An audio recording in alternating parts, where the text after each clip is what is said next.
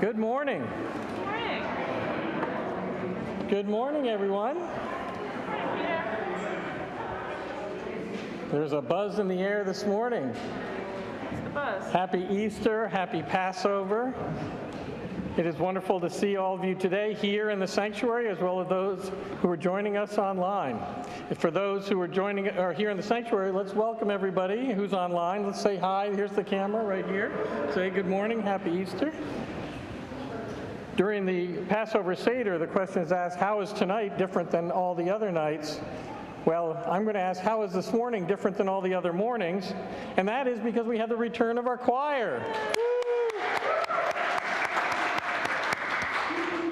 So, as many of you know, our choir has been singing right through the pandemic and has been recording music for us to use in worship. And I cannot express adequately my gratitude for all that you've done for the past 2 years. I know that singing separately alone in your homes and then sending a recording to Bob to do his mashup isn't why you're in the choir. But you have added so much meaning and value to our worship services right through the pandemic, and I am so grateful. I know our congregation is grateful.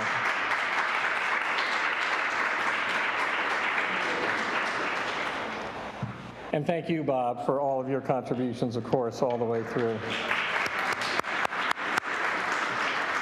And Joy, too. Joy? Yay. So I welcome you here to UUCDC, no matter how you are here, whether you're here in person, you're here virtually, to this Easter Sunday service. I want to thank our tech team this morning. Our tech team consists of Patrick Stagel, Marilyn Huff, Patty Hove, and Ruth Hendry. Thank you for being here for tech. Thank you to our hospitality team here to greet us this morning. And thank you to our online host, Rich Cairncross. It is such a pleasure to be here with Chrissy Bushyeager, our Director of Religious Education, Bob Rowland, Joy Thiessen, and of course, our choir. If you are joining us online, we will have virtual coffee hour after the service, and there is, as you probably know by now, the option for closed captioning, and you probably know how to activate that. If not, Rich Cairncross can help you with that online. Anything else, Chrissy, that we want to highlight for today? Yeah, I just want to highlight that we are recruiting for our RE teachers for next year. I will be outside at the end of the service with my big board where you can sign up to teach or help in RE. If you're online, you can email me, dre@uucdc.org, and let me know about your interest in working with our children. It is wonderful and rewarding and life-giving to be with our kids on Sunday mornings. Thank you. So without further ado, let us begin our worship. We'll do that by singing our opening hymn, Lo, the Earth Awakes Again. I invite you to rise in body or in spirit if you're here in the sanctuary, and please sing along if you're joining us from home.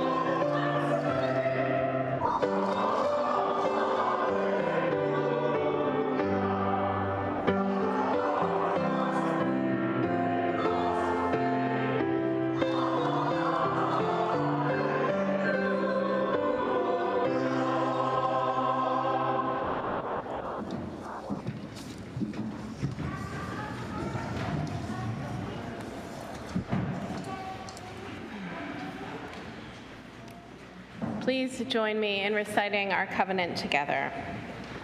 Enriched by our differences and joined together in our search for meaning, we covenant with ourselves and each other to seek truth in a spirit of love, to strive for justice, and to serve others with a joyful heart. I invite Emily and Dave Demarest forward to light the chalice.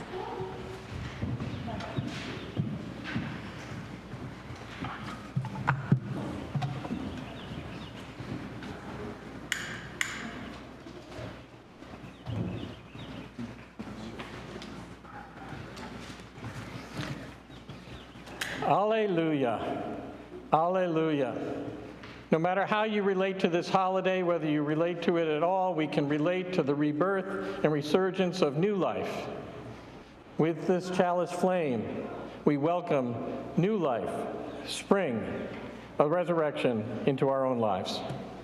Thank you.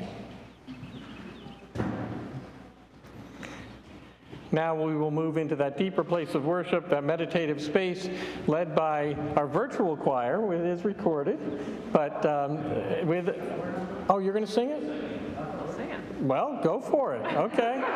We just had our usual recording, but so let's skip the recording and enjoy the choir.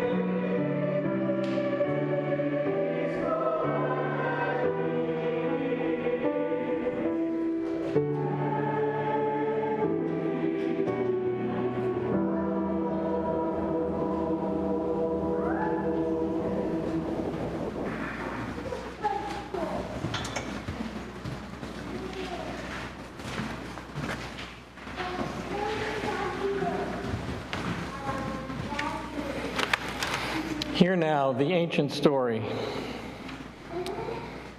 A reading from the Gospel according to Mark. When evening had come, and since it was the day of preparation, that is, the day before the Sabbath, Joseph of Arimathea, a respected member of the council, who was also himself waiting expectantly for the kingdom of God, went boldly to Pilate and asked for the body of Jesus. Then Joseph bought a linen cloth, and taking down the body, wrapped it in the linen, and laid it in a tomb that had been hewn out of the rock. Then he rolled a stone against the door of the tomb. Mary Magdalene and Mary, the mother of Joseph, saw where the body was laid. When the Sabbath was over, Mary Magdalene and Mary, the mother of James, and Salome bought spices so that they might go and anoint him. And very early on the first day of the week, when the sun had risen, they went to the tomb. They had been saying to one another, "Who will roll away the stone for us from the entrance to the tomb?" When they looked up, they saw that the stone, which was very large, had already been rolled back. As they entered the tomb, they saw a young man dressed in a white robe, sitting on the right side, and they were alarmed. But he said to them, "Do not be afraid. You are looking for Jesus of Nazareth, who was crucified. He has been raised. He is not here. Look, there is the place they laid him. But go tell his disciples and Peter that he is going ahead of you to Galilee. There you will see him, just as he told you." So they went out and fled from the tomb, for terror and amazement had seized them. And they said nothing to anyone, for they were afraid. A reading from the Gospel according to Mark.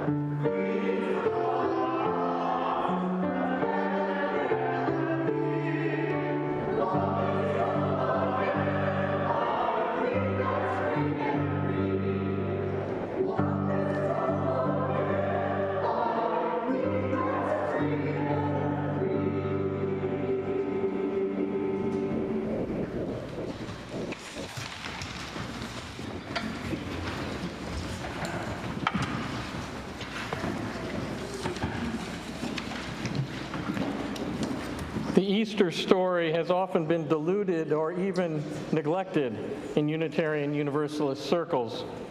But as many of you know by now, I believe our faith calls us to wrestle with challenging questions. And the Easter story, this story that is central to the Christian faith, is probably the most vexing for us. Unitarian Universalism calls us into relationship with those who are different from us, including those who believe differently than we do. As we saw last Sunday in our recognition of the Jewish holiday of Passover, our search for truth and meaning requires us to seek out our own understanding of the faith traditions of others and to discover their relevance to our lives. And so for the next few minutes, I invite us to roll back the stone and to enter the tomb, to explore the Easter story in ways that maybe we haven't considered, and to find meaning in this most holy of Christian days. The first barrier to entry into the tomb isn't the stone, but the story, the miracle itself. Fundamentalist and literalist Christians will tell you that the bodily resurrection of Jesus is an historical fact. that it actually happened. And many use a belief in this miracle as the bright line test to determine one's membership in the Christian faith. Either you believe in the resurrection or you don't. Author and theologian C.S. Lewis gave us but two choices. You must, he wrote, accept or reject the story. So when paired with our UU commitment to reason and rationality, this all-or-nothing approach to the idea that someone could die and then return to life 3 days later stands as a seemingly insurmountable barrier to our entry into the tomb, into the Easter story. But a few years ago, I happened to be sitting down with an Episcopal priest, a Presbyterian pastor, and a United Church of Christ minister. I know it sounds like the start of a joke, right? But we were at a conference together, and when we got around to discussing the resurrection, you know what I found out? None of them believed in the literal truth of the story, and yet they called themselves Christians. Now, this wasn't a surprise for me as far as the UCC minister was concerned. I knew that most of them are a pretty liberal bunch and pretty closely aligned to Unitarian Universalism. But to hear these Christian faith leaders confess that for them the resurrection is symbolic and metaphoric, that it's not literally true, that was a revelation to me. I found the stone of my disbelief dislodging itself just enough so that I could squeeze past it and enter into the darkness of the tomb. So if we can get past this question of the factuality of the resurrection, perhaps we are then free to discover the meaning of the story, the meaning behind the story. For example, we might consider this a story of both personal and cultural liberation. Consider the fact that Jesus, his apostles, and later the writers of the Gospels were nothing less than revolutionaries. They lived in a country occupied by a foreign force that was unaware and unsympathetic to their culture and their beliefs. They were advocating new ideas, new ways of living, new relationships with one another that were alien not only to the Romans, but to the established local order as well. Their message was threatening and dangerous to the powers that were in place at the time. And Jesus was their ringleader, their community organizer, their Shea, their Martin. And so something had to be done about him, and it was. He was arrested and executed like a common criminal.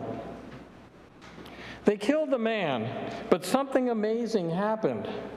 The movement carried on without him, beyond him. His survival beyond the grave was guaranteed by the truth of his message and the determination of his followers. And when, a generation or two after his death, the writers of the Gospels wrote of his life, they made the man himself literally immortal. That immortality ensured that the movement would continue. In fact, it would flourish and, as we know, spread around the globe. Through the story of Christ's death and his resurrection, all those who struggle for freedom, all those who struggle for liberation from poverty, destitution, and domination can claim, or at least they can envision, ultimate victory over their oppressors. This is the Easter message that resonates so deeply with the poor in Central and South America, the source of what we refer to now as liberation theology. And perhaps some of us here today, those of us who have been persecuted or oppressed simply for being who they are and how they are, can relate to this story of liberation. As I have wrestled with it, I've come to understand that the resurrection carries for me a message that is at once more personal and more universal. I am privileged not to live under conditions of poverty or political oppression, and thus I suppose I have the luxury to see it this way. After what we've been through the past couple of years, I think it's safe to say that everyone in this room has at one time or another experienced some kind of loss. Perhaps it was the death of someone we loved, or the end of a relationship, or the loss of our health or physical vitality, or a career cut short. I would also suspect that at one time or another, each of us has felt that we'd never recover from that loss, that something had died, literally or figuratively, inside of us, that our hearts or our spirits had been irreparably broken, that we'll never recover, never be the same again, that we are isolated and alone or trapped in a dark cave, a tomb, sealed off from the air we need to breathe and the light we need to thrive. I know I've experienced that feeling that our lives are over. If perhaps you're experiencing such feelings right now, I just want to pause and say, you are not alone. You are loved. You can be cared for and make it through. And so the message of the resurrection is simply this: we will return to life, and life will return to us. Easter tells us that the stone will be rolled back, often when we least expect it, and the light of life and love will once again shine in. The death and resurrection of Jesus is not some story from a distant land and an ancient time. It's a miracle. It's a miracle that we live out in our own lives and in our own time. Yesterday, today, tomorrow.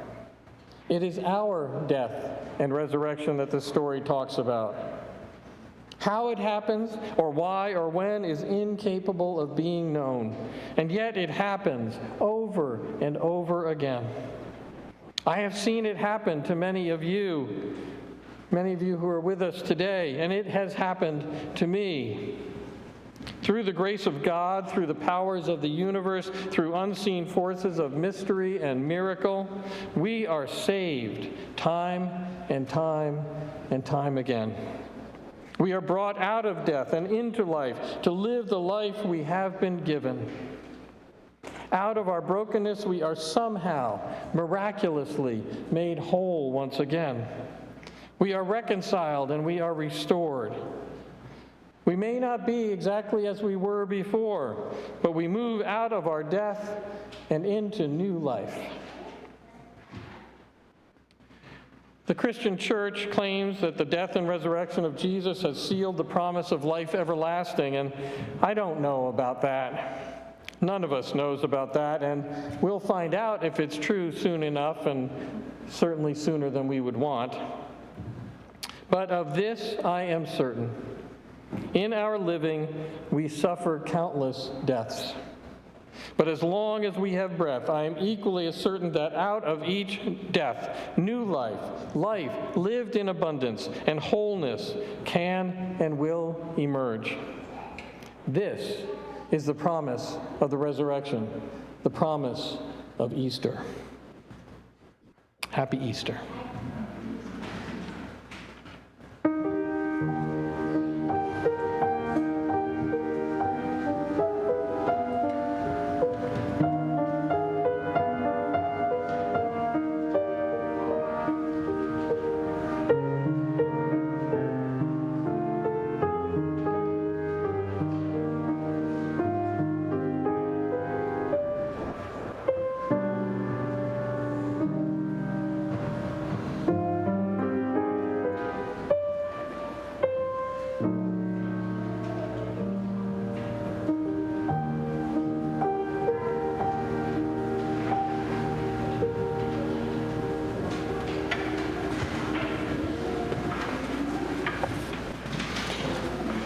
Now is the time in our service in which we ask you for your generous offering to support this church and the work in the world, and its work in the world. We do this using our smartphones, so feel free to take out your smartphone and text the amount you'd wish to donate to the number that's printed on your screen.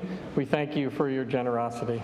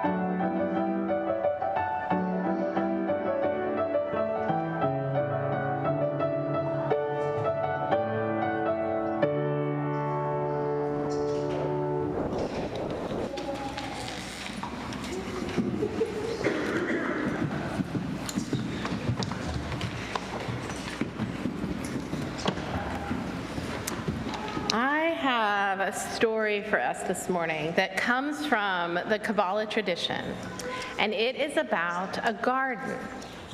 Now, in this garden, there were roses, there were daisies, that's these ones, and there were mums. And in the garden, the flowers always argued over which one was the best. So the roses, they believed that they were the best flower because they are one of the first flowers that comes out in the springtime. And of course, roses smell so good. Their perfume is expensive. People give roses to people they love.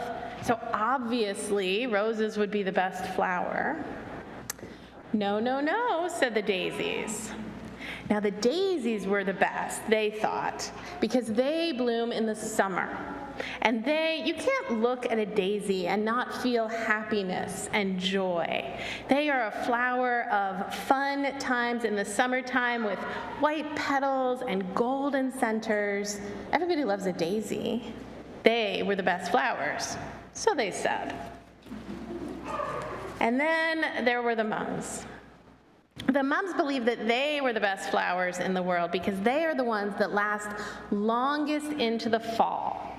When the other flowers have wilted and died, when their color has gone, the mums are still bright and beautiful. They believed that they were the best flowers because they could withstand a little chill in the air, unlike these wimps over here. On and on, all season long, the flowers in the garden just argued and argued over who was the best one.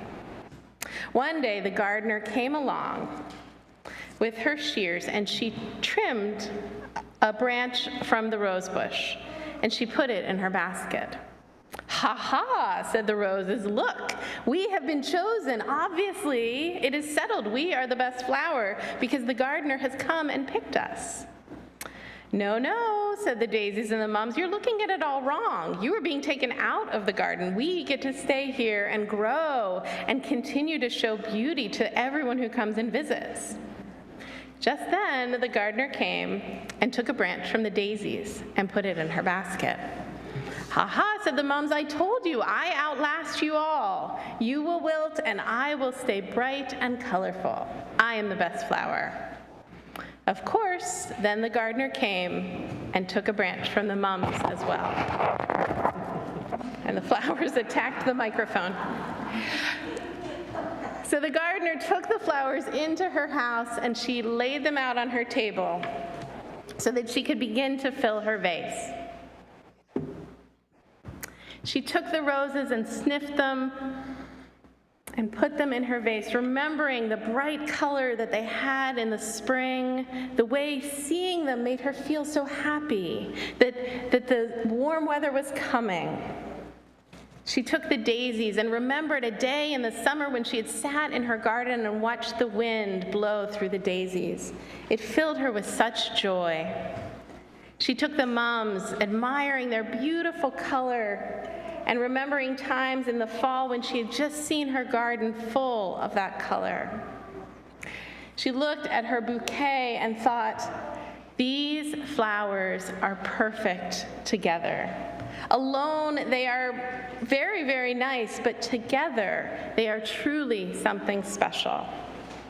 The flowers, too, finally understood that individually, each one was the best it could be. But when they were together in a bouquet, they made a real difference and showed true beauty in the world. Thank you for listening to my story today.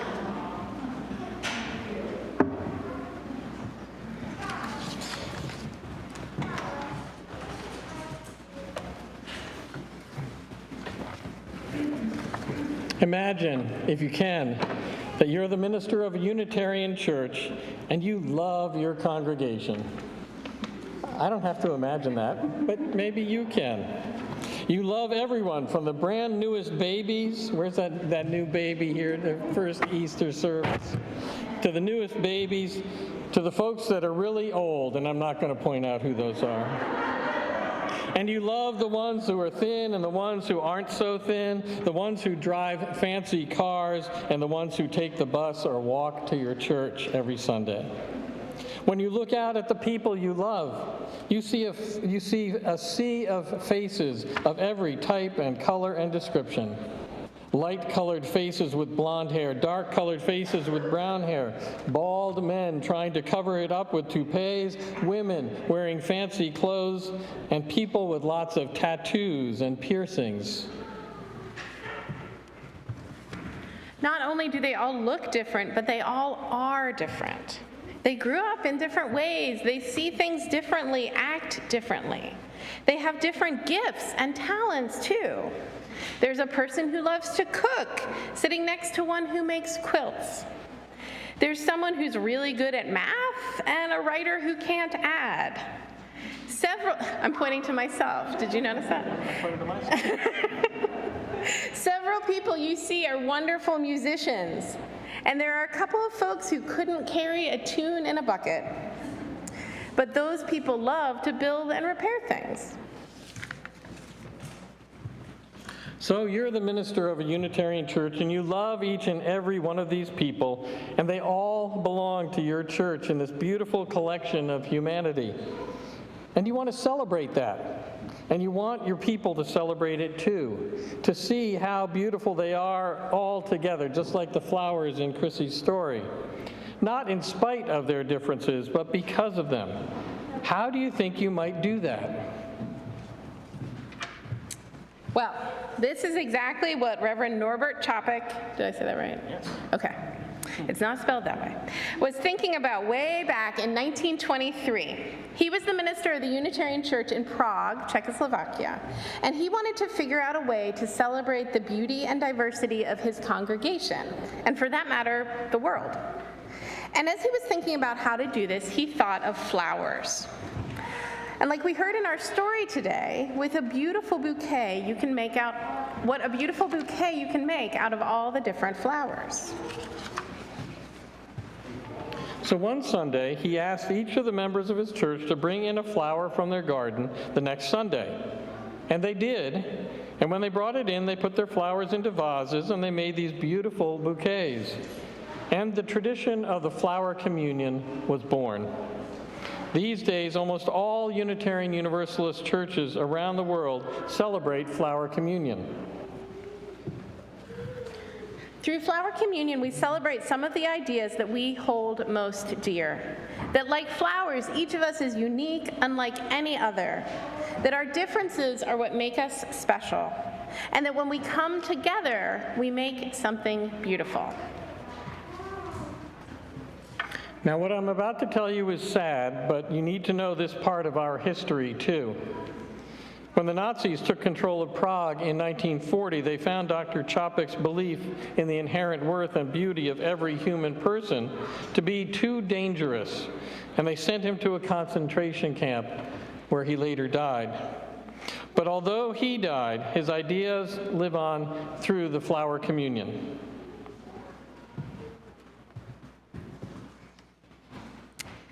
We begin our communion with a blessing of the flowers, using words that Dr. Chapek wrote himself.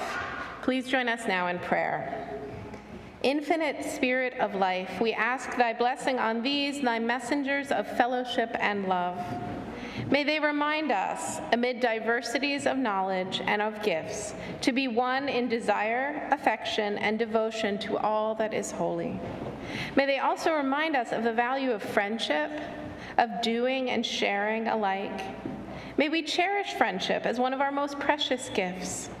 May we not let awareness of another's talents discourage us or sully our relationship, but may we realize that whatever we can do, small or great, the efforts of all of us are what is needed in this world. In just a moment, we're going to invite everyone to come up and take a flower from the flowers here on our altar. I ask that you take a flower reverently, thinking of how important it is for each of us to be kind and gentle with each other. Please take a flower, plant, or a plant different from the one that you brought. that particularly appeals to you. Enjoy the flower, knowing it is a gift that someone else here today has brought just for you. And after you have taken your flower, I invite you to return to your seat where you might think about how one simple flower brings beauty into the world and how we each might do the same. Let us share quietly in this Unitarian Universalist ritual of beauty and love. I invite you to come forward to take a flower. Please circulate this way as we do with joys and sorrows.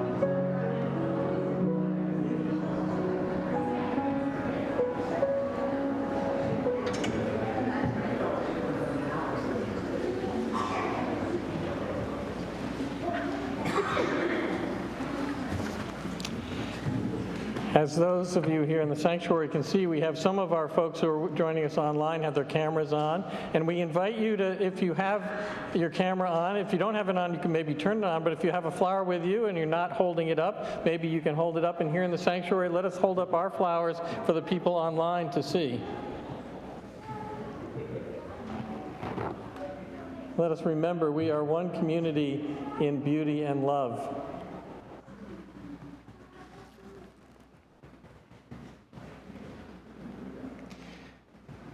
Each of us now holds a precious gift. It is a gift of life. Seeds are meant to be sown and plants and flowers to be enjoyed for their beauty. I invite you to take your gift home and enjoy it and remember this day. And let us now pray together again using Dr. Chapek's Flower Communion Prayer. In the name of the Most Holy, which implants in the seed the future of the tree, and in the hearts of all people the longing for living in love. In the name of the Highest, in whom we move and who makes everyone and everything what they are. In the name of sages and great religious leaders who sacrifice their lives to hasten the coming of peace and justice, let us renew our resolution sincerely to be real friends and allies, regardless of any difference, petty or great, which separates us one from another. In this holy resolution, may we be strengthened, knowing that one Spirit, the Spirit of love, unites us, and may we endeavor for a more perfect and more joyful life. Amen.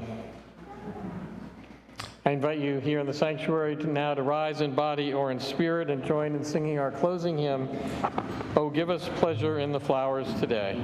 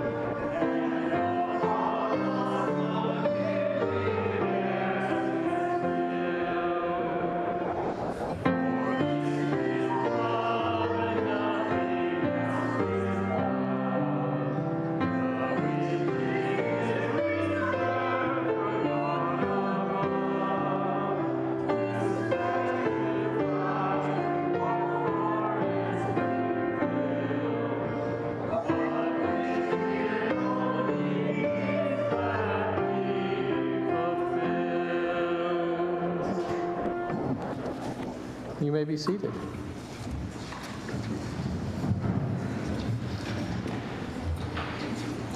As I extinguish our chalice flame, I invite you to say the words that you see on your screen.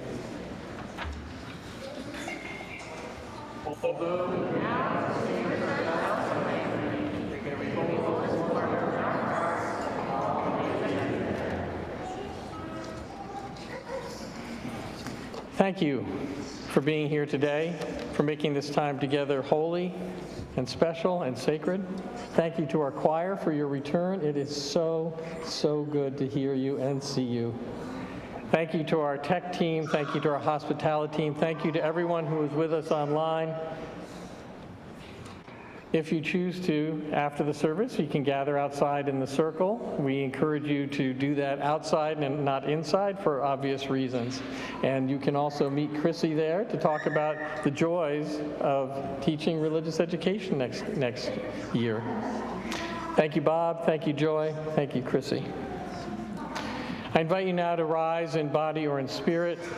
And if you're comfortable taking the hands of someone nearby, please do so. If not, you can virtually hold hands with others. And let us say together the words of our benediction.